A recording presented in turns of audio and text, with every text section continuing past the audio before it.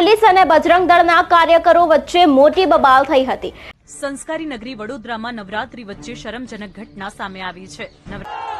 ગુજરાતમાં નહીં તો શું પાકિસ્તાનમાં જઈને ગરબા રમવાના મારે? પાકિસ્તાન ક્યાં આવ્યું માતાજીના ગરબામાં? સરકારે તમારા સૌ માટે મોડે સુધી ગરબા રમવા લેવાની છૂટ આપવાની વાત સાંભળીને અનેક લોકોના પેટમાં દુખવા માંડ્યું। એનું શું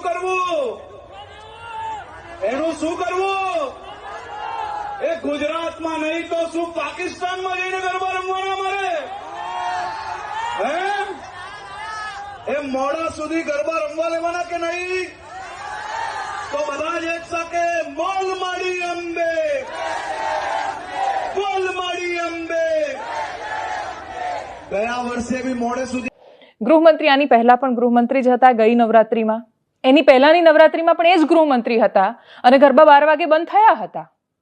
એટલે ગરબા ગયા વર્ષે 12 વાગે બંધ થયા। હાઈકોર્ટે જ્યારે આદેશ આપ્યો ત્યારે કે 12 વાગ્યા સુધી અહીંયા મા જગદંબાના ગરબા થાય છે। ખૂબ સારી બાબત છે કે માના ધામમાં 12 વાગ્યા સુધી જ બરોબર છે।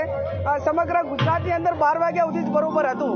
એ 5 વાગ્યા સુધી ગરબા રમવાની છૂટ આપીને હું એવું માનું છું કે રાજ્યના ગૃહમંત્રી કે ગૃહ ખાતું કે કાયદો વ્યવસ્થા જાળવવા માટે પોતે સક્ષમ નથી અને છતાં પણ આ 5 વાગ્યા સુધી નવરાત્રી રમવા માટેનો જે સમય આપ્યો છે એ યુવા ધન ક્યાંક ને ક્યાંક અન્ય બદીઓમાં ના આવે એ પણ એક આપણે સૌએ સહિયારી જવાબદારી છે। પોલીસ અને બજરંગ દળના કાર્યકરો વચ્ચે મોટી બબાલ થઈ હતી।